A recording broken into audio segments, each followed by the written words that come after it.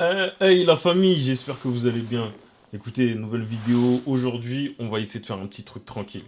Aujourd'hui, je vais vous expliquer comment faire un bon pressing sur FM26. Un bon pressing. Alors, je dis pas que vous allez faire le meilleur pressing, parce que les pressings, ça va dépendre des équipes que vous avez. Mais, moi, je vais essayer de vous donner la base de ce que je sais, parce que j'estime pas être le meilleur. Mais, je pense que j'ai déjà fait des bonnes tactiques de pressing, les gars. Donc, si tu me connais pas, moi c'est Yassou. Je fais des vidéos sur FM depuis pas très longtemps. Donc n'hésite pas à liker, à t'abonner et à commenter si tu veux d'autres tutos ou si tu as d'autres conseils à donner ou autre ou à rajouter d'autres informations parce que je suis grave preneur. Je suis pas le meilleur. Donc let's go, c'est parti. Je vais vous expliquer, comme je vous ai dit, comment faire un bon pressing. Donc déjà la chose qu'il faut comprendre c'est que le pressing, souvent, le pressing haut, comme par exemple on va voir avec le PSG, c'est souvent des équipes qui veulent avoir le ballon, qui vont faire des gros pressings. Donc si tu as une équipe qui est KO niveau football, ça sert à rien de faire un pressing. Ça sert strictement à rien. Maintenant, si tu es une équipe qui veut avoir le ballon, bah là tu peux faire des pressings. Donc là euh, on va aller sur FM. Et je vais vous montrer. Donc là, le but, c'est de mettre un pressing. Moi, là, j'ai l'équipe de Como en Italie. Ok. Donc là, il y a des bons joueurs quand même. Donc faire un pressing, ça peut servir. Donc là, vous allez dans l'effectif, tactique. Et là, vous allez avoir donc avec ballon et sans ballon. Donc le but, voilà, il faut partir du principe que le pressing, c'est fait quand on n'a pas le ballon. Donc là, on va sur sans ballon. Donc, quand vous allez faire un gros pressing, par exemple, imaginons que vous perdez le ballon. Vous perdez le ballon dans une zone assez haute. Donc là, on va mettre hauteur du pressing. On va faire un pressing haut, ok. Donc, pressing haut, c'est très simple, hein, les gars. Pressing haut, c'est ce qui va vous permettre de récupérer le ballon le plus haut possible.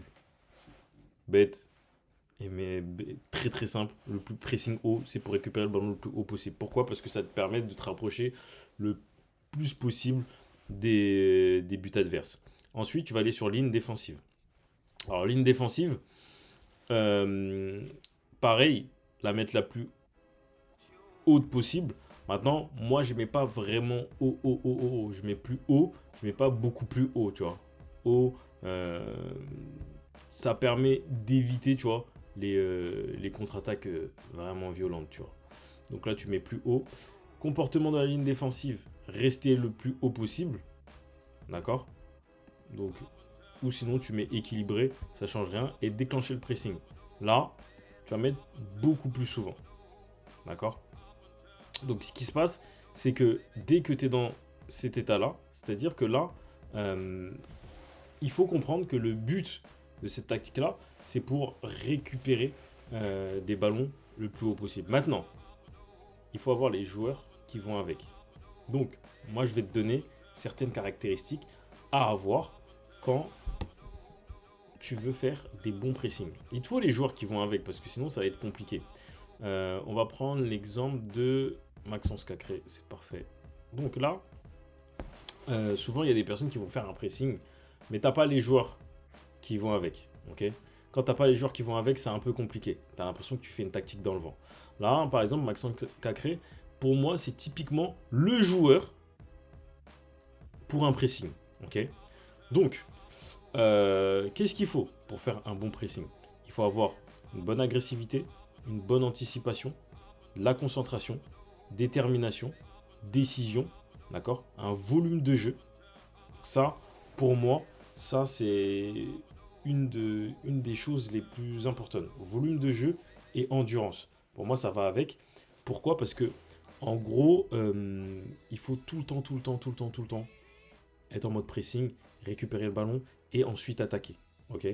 Donc, on rentre quand même dans un point où, voilà, il est important quand même d'avoir un gros volume de jeu et de l'endurance. Ensuite, de la vitesse, être bon quand même en tacle, tu vois, pour récupérer le ballon.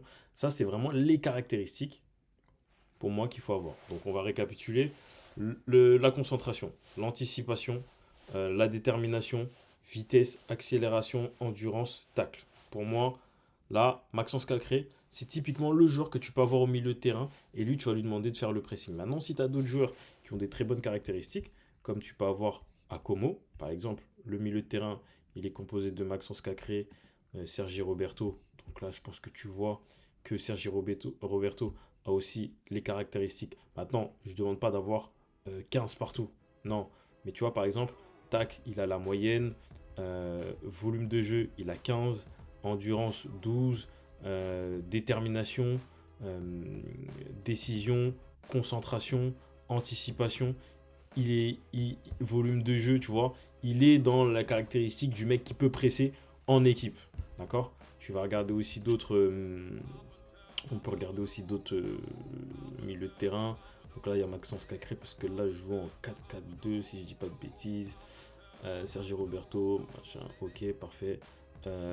Nico Paz. Alors, si tu prends Nico Paz, lui, il va pas avoir des bons tacles, ok.